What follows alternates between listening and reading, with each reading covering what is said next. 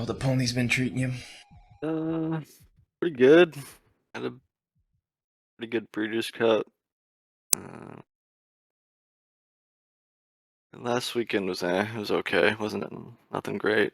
But Did you end up hitting anything big with the full Serrano pick? yeah, I had that double. Oh, nice. More than looks into Thron. Yeah, that kind of made my weekend. I think I paid like Yeah. 123 to 1 or something like that. But I mean, your pick Sierra Leone finally wins with the hot pace. Yeah, you look good doing it finally. Uh, what's his face? The Baffert horse ran huge. He was like pressing the pace wide. But I played a one pick five with just like a small one with him winning. But if I would have made like ridiculous amounts of money if or even if I played more pick fours and pick fives and but it was just so hard that I didn't really want to invest a ton of money into the longer legs. But Yeah, I felt the same way. I on those big days, it's really hard for me to feel confident going for like 5 or 6 legs. Just so many good yeah, it all horses. depends. It's like if you can have one or two legs where you're feeling like yeah, it's just so easy to go 3 out of 4 and yeah, Mm-hmm. it's just not yeah, it's 3 out of 4, and if you just stuck to like the exactas and the doubles, you would have yeah, still made exactly. money. So, but yeah, it's been brutal. I've been like pretty much just been playing California, but they're only running Friday, Saturday, Sunday. It's like And the races have been small. I haven't been paying that much attention, and I uh, was out of town as well. But the Del Mar stuff is like really small yeah. races. Tomorrow there's looks like there's some good turf races with some live long shots, so I'll probably play the back half of that card, but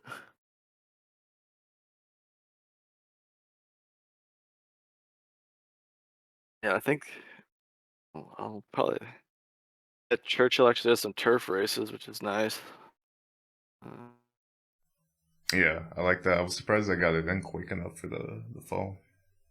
but it's also been rain today, so hopefully it's Have they actually ran turf yet? I A think a couple, right? few days, but let me check the forecast.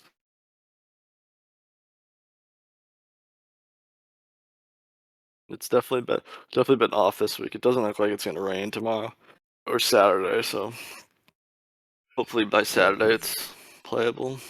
So, anyways, let's get down to the nitty gritty. All right, where in this card did you make some plays? Um, I've just been kind of I scanning. guess like what's the earliest Yeah, race? it's I've been kind of going all over the place. I have looking at it right now. Wherever you want to start, we can start. I kind of just have a lot of stuff written down, so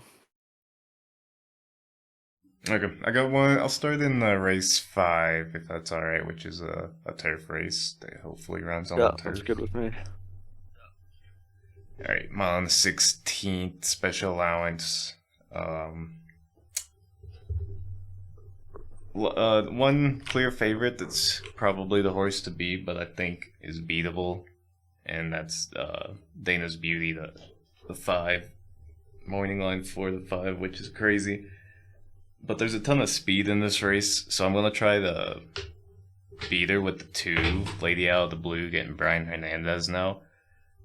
Just a pretty solid finishing horse and made a solid move on her last race to get a good third, and it has an obvious result difference if she's on Lasix or not. And this race is on Lasix, so I don't.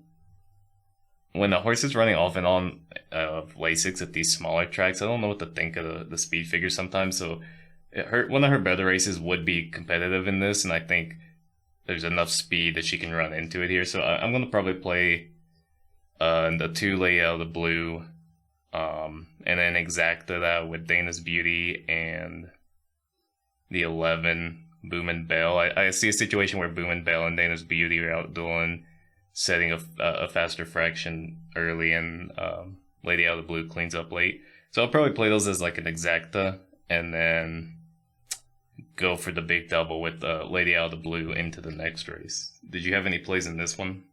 Yeah, I actually similar thoughts on trying to beat the 5, Dana's Beauty. Definitely other speed in here, and really just has that one really fast race last time at Remington, but I don't really believe that. 5, so it just was really picking on some weak competition. The long shot I'm going to key around in this race is the 6, perhaps tonight. Small barn, but positive ROI on the year. 20 starters, but it's won 25%, so 5 for 20 on the year with a positive ROI. And it's third time off the claim, so has run some good races in the past for Martin Dexler. Some races that fit, going this distance versus similar. Then it was a clear prep last time off a little bit of a break, sprinting 5 furlongs, just kind of broke slow, and they just kind of jogged her around the track to set her up to stretch her back out in distance to a route where she's done her best. So I mean, 2 wins at the distance.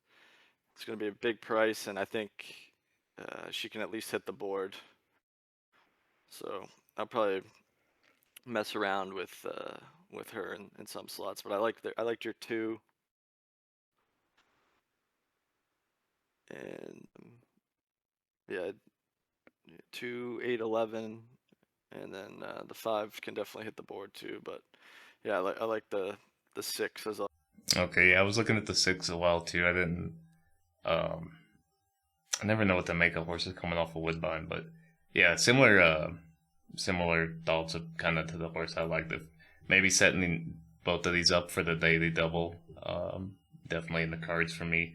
I'll finish off the daily double in the next race, race 6 at 6 furlong, special allowance 8,000. I saw this as like a 2-horse race pretty much. It's the 2 favorites, the 1 and the 2. I'll have the 1 on top, the finisher over the early speed. Another race with a lot of early speed, inside and out, and a lot of it just doesn't hold up. Watching the replays and looking at the past performances, once a lot of these horses get pushed, they tend to buckle down, to buckle late. So I'll have the 1 on top, and then the 2 is to finish off the daily double, Concrete Glory. I think you could get to a number of these speed horses underneath, though, if you wanted to do like an exacta in this race as well, like King of Kentucky, East Coast Girl even. There was a couple horses that they're going to try to push it early and just hope they hang on for second or third. Did you have any plays in this one?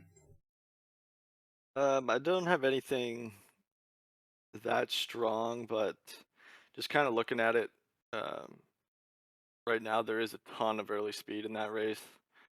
So I think I'd kind of be against the 2, and the 1 is definitely the horse to beat, but that's just such a tough trip in a 6 furlong sprint race.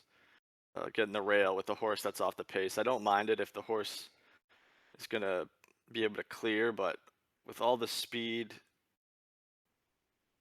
to the outside, it's gonna be a wall of horses, and it's gonna have to probably wait a little longer. I think you could get creative in here and look for some bomb closers to kind of hit the exacta. The 8, Charter Oak, it's come from near off a easy win. But looks whenever this horse has pace to run at, he finishes off his races pretty good. I mean, he's not the quality, but if you're kind of looking for a meltdown race, which this one might be, I think that one's a little bit interesting to hit the board. And same with the 12 maybe too. Probably not even as good as that one, but just a huge long shot that'll be coming from dead last, and maybe it can pick up third or something like that. But yeah, I think the 1 is probably the one to beat in there, but I think I might make some small play into the 8 or something like that for huge balloons. Okay, yeah, I looked at that horse too. The workouts are pretty insane, but they haven't worked out recently. It's just that was actually a while back, but did have a good finish move on I think 2 back, but was just kind of outclassed in that race quite a bit. But yeah, I don't mind some of these huge bomb, the 9 as well, especially for underneath. Yeah, I mean, the race at Keeneland did make a move, but I don't. Closing at Keeneland was pretty much impossible too, sprinting, unless it was a crazy fast pace. So,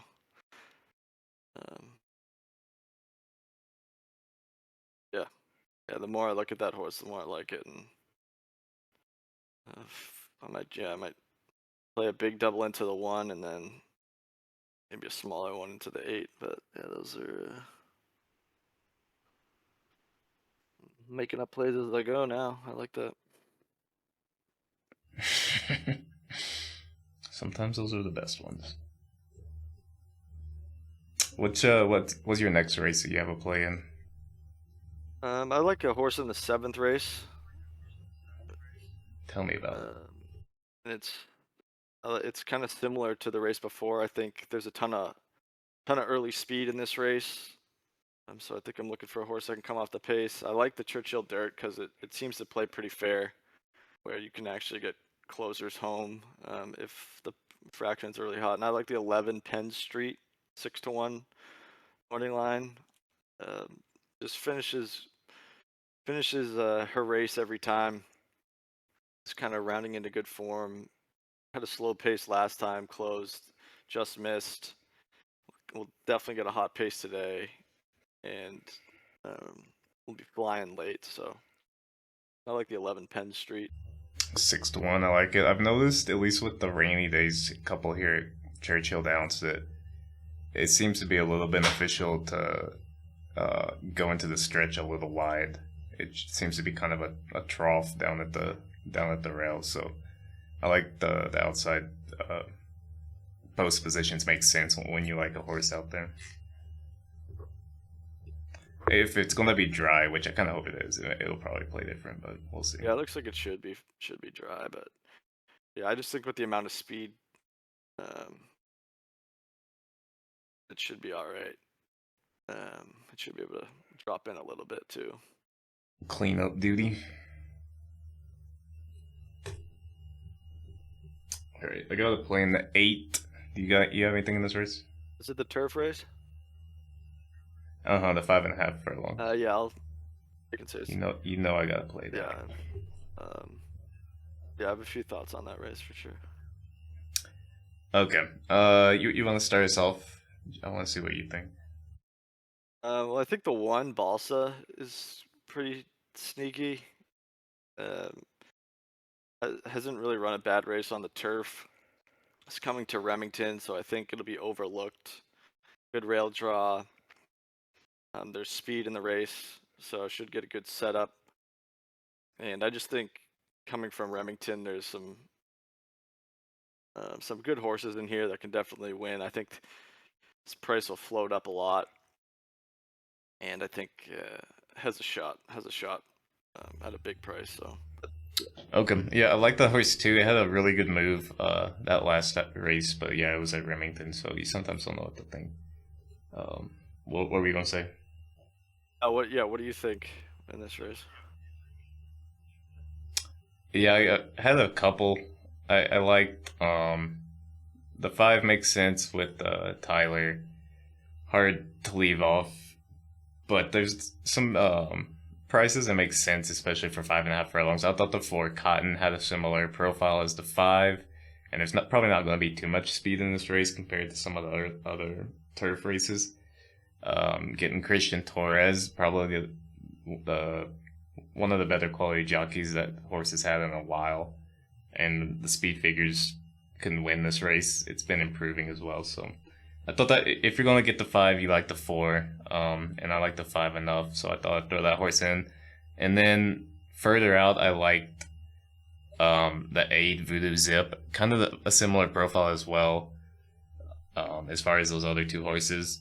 And there not being that much speed in this race could get into like a pressing position with one of the inside speed horses. So for the exacta trifecta, I thought made a lot of sense. And then cleaning up late was Hilarious Affair with Jose Ortiz, just a strong finisher at these sprint turf races. And I thought like there's a lot of mid pack speed, just kind of one speed horses in this race. So I liked a couple of the speed horses that could get out, and then I thought Hilarious Affair had some better late speed than some of the mid pack horses. But I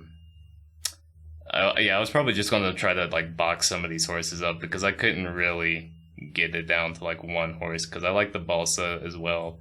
That was a really good race last, and being inside is interesting. And then I even like the horse right outside, Spoke.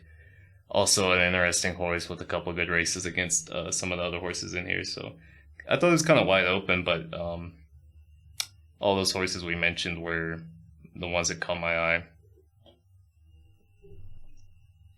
Even like Spycraft the 11 hasn't ran on turf in a while, but has put up some good speed figures and good results on turf and at this distance. So I thought it had a shot as well. Yeah, no, I agree. That one did catch my eye a little bit. Another one, the trainers 3 for 5 at the meet too. Small barn, 26% with a positive ROI on the year. And yeah, like you said, has run some big races on the turf. I actually like that. The more I look at that horse, the more I'll probably use him, because he does have enough early speed where he can maybe get into the 2 path. Because I do think the 6, all jokes aside, will set a hot pace in this one. Looks a little bit too cheap to take him all the way around, but I mean 43 and 3, the 43 flat has been fractions that he's been setting, so he's a really fast horse out of the gate, so he'll set an honest pace. But if that 12 can maybe work out a good trip, kind of move over into the 2 path, I think that one is definitely dangerous. Yeah, it's a great betting race. You could definitely make a case for almost all of them in this race. I really haven't. I gotta dive a little bit deeper and watch more replays, but yeah, I like the 4 that you said too. That one looks like good, but yeah, final verdict is definitely the one to beat though. That is the tough part.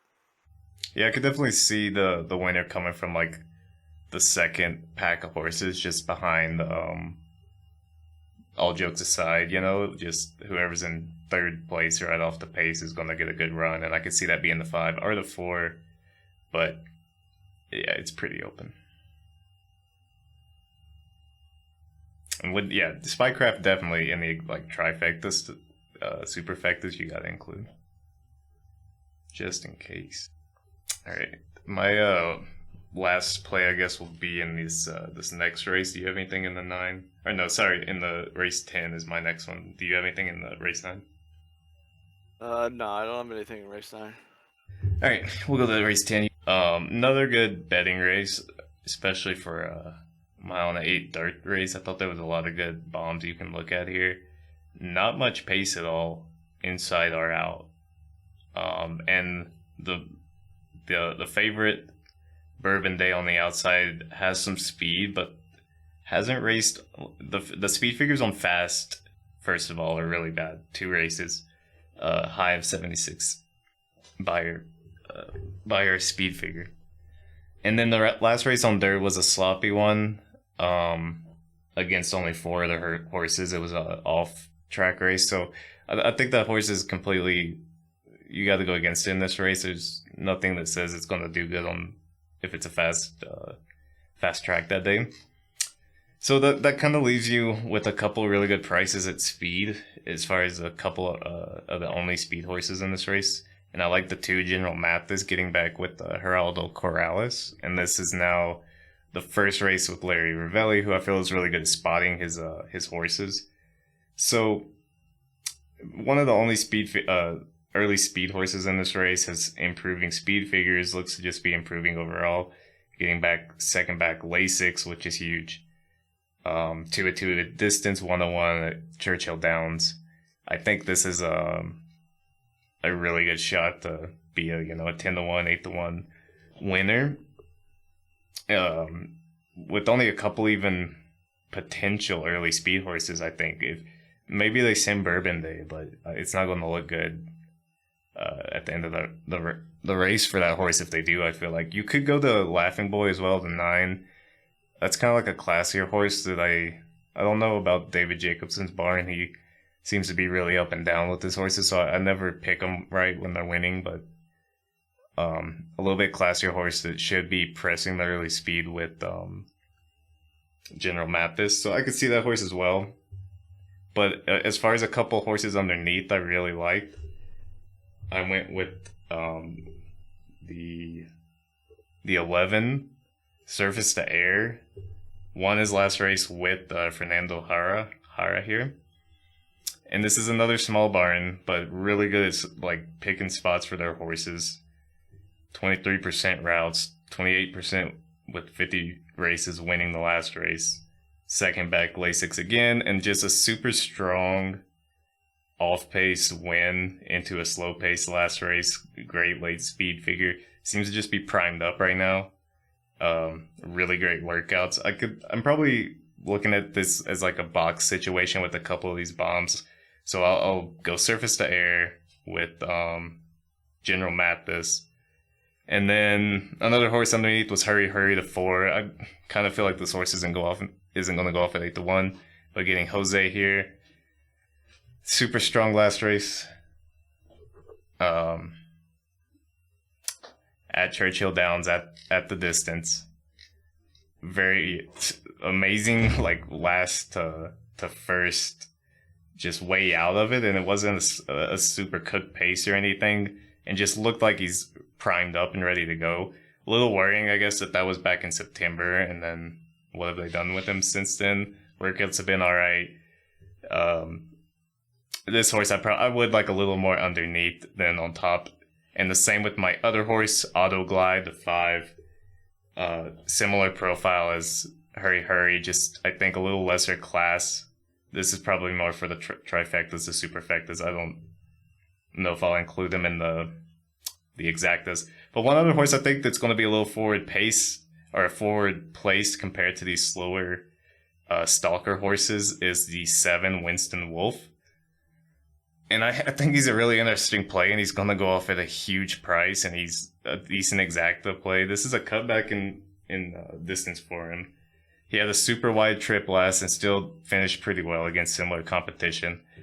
I guess he's downgrading, I guess you could say, with Jockey Tag or Morales, so maybe he doesn't work the trip as well as he did last. He was weaving through traffic with Christian Torres. But he's looked good at Churchill Downs, 4 or 5 in the money. 1-1 distance. Speed figures don't live up to some of the competition in this race, but like you can look at the last race at Churchill Downs, and the first call was 28 lengths slower than I expected. So super slow to get going, and that's obviously going to affect the final speed figure. So I think that's a huge bomb that is going to be interesting to include in like the exactas and the trifectas. But those were the main horses I liked here. There's a lot of good horses here, and I think you can make an argument for a lot of them. What are you looking at now? Who are you looking at? Yeah, I really like the case you made for that two horse General Mathis. That'd be the one I land on. First start to the Ravelli barn. Just looks to get that perfect like inside pocket trip in a race without a lot of pace. That one's definitely. I mean, you kind of mentioned briefly, but I think the 9 Laughing Boy is definitely a gate to wire threat, especially if the 13. And if the 13 draws in, then I wouldn't necessarily like the 9 as much, because then I think there actually will be an honest pace, because both of those are going to be sent to the lead. But if either one of those isn't, so if the 13 stays out or if the 9 scratches, I'd probably play one of those as a gate to wire threat for sure, because they'll be loose on the lead, and I think either one of those two are dangerous. But yeah, I liked what you were saying with the 2 a lot. And then yeah, I mean, a lot of the other horses are very similar. A lot of them have been running huge late pace figures into behind slow paces in their last race or their last couple of races. So definitely some live horses potentially.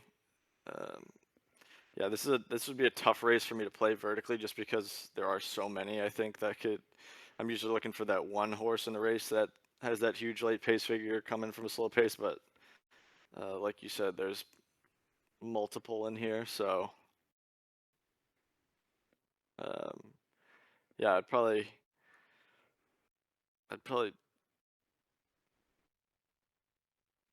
just end with the 2, and then either the 9 or the 13 potentially as well, but and just chuck all the closers. Yeah, if that 13 gets into the race, it becomes a little different. Yeah, from a speed, from setup perspective. Yeah, if the 13 gets out, I'd probably single the 2 and just say, live and die with him, because if that 13 comes in, then I think it will be an honest pace, and then I think you can make a case for all of them pretty much. So yeah, I like that idea of the singlet, because if he gets in and there is a little more speed, the 2 is like the only speed horse that's shown that he can kind of fight off and get like a dueling win. And Gilded Kraken and what was the other one? Laughing Boy haven't shown that really as much. Laughing Boy a while back at a smaller race, but yeah, I guess keep an eye on the 13 getting in there. And I think the surface to air, watch a couple of his replays. Like, I think that horse super live to win and definitely has to be included in the exactas and trifectas.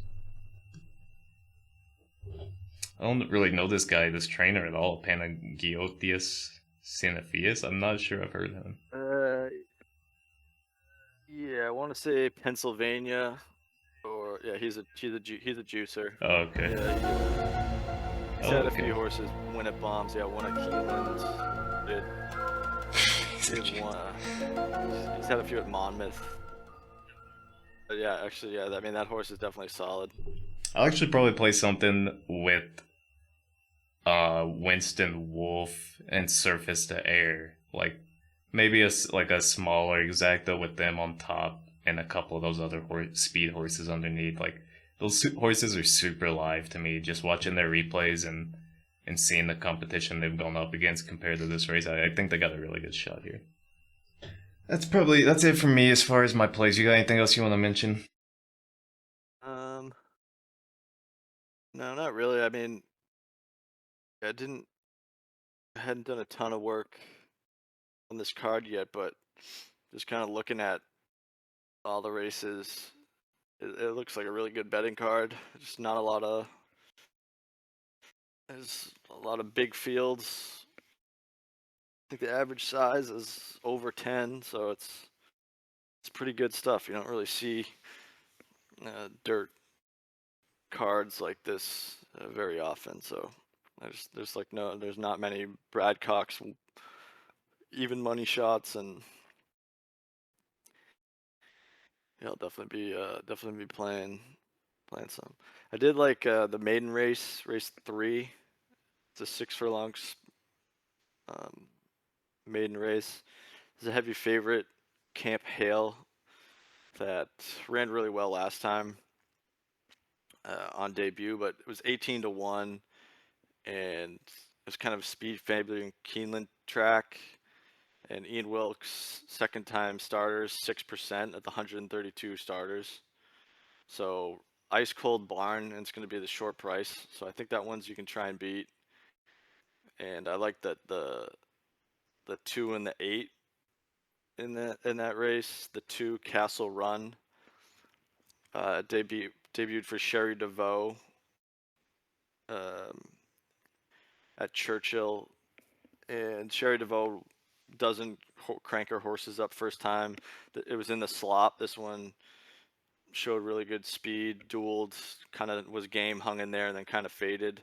So a significantly slower speed figure than the 9, but I think has a big chance to make a massive jump forward second time. First time on the fast dirt.